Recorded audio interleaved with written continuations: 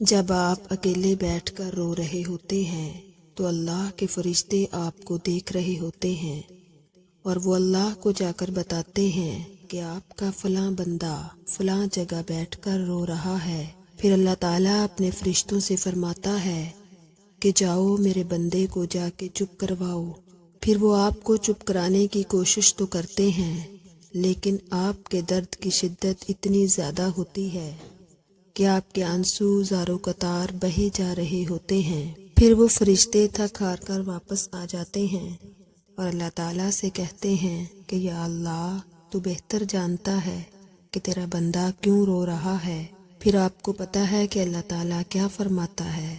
اللہ تعالیٰ فرماتا ہے کہ میرا بندہ اس لیے رو رہا ہے کیونکہ میں نے اس سے اس کی ایک چیز چھین لی جو اسے بہت زیادہ عزیز تھی، اور وہ اس چیز کو واپس حاصل کرنا چاہتا ہے، لیکن مجھے میری ذات کی قسم میں اسے ایک ایسی چیز سے نوازوں گا کہ پوری دنیا اس پر رشک کرے گی، اور جو چیز اس سے چھین لی گئی ہے وہ پھر اس کو بھول جائے گا۔ تو دیکھیں اللہ تعالیٰ ہم سے کتنی محبت کرتا ہے۔ جب ہم اکیلے بیٹھ کر رو رہے ہوتے ہیں تو وہ اپنے فرشتوں کو بھیجتا ہے کہ کسی طرح اس کو چپ کرایا جائے۔ اس لیے ہمیں کبھی خود کو اکیلا نہیں سمجھنا چاہیے، کیونکہ اللہ تعالیٰ ہر وقت آپ کے ساتھ ہوتا ہے اور آپ کو دیکھ رہا ہوتا ہے۔ چاہے آپ خود کو اکیلے کمرے میں بند ہی کیوں نہ کر لیں، وہ وہاں بھی آپ کو دیکھ رہا ہوتا ہے۔ صبر رکھیں اور اللہ تعالیٰ پر بھروسہ رکھیں۔ ایک دن تمہیں تمہارے صبر کا صلہ دیا جائے گا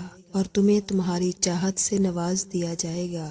وہ نصیب لکھنے والی ذات جو دلوں میں چاہت ڈالتی ہے اور ان خواہشوں کو پورا کرنے پر بھی قادر ہے۔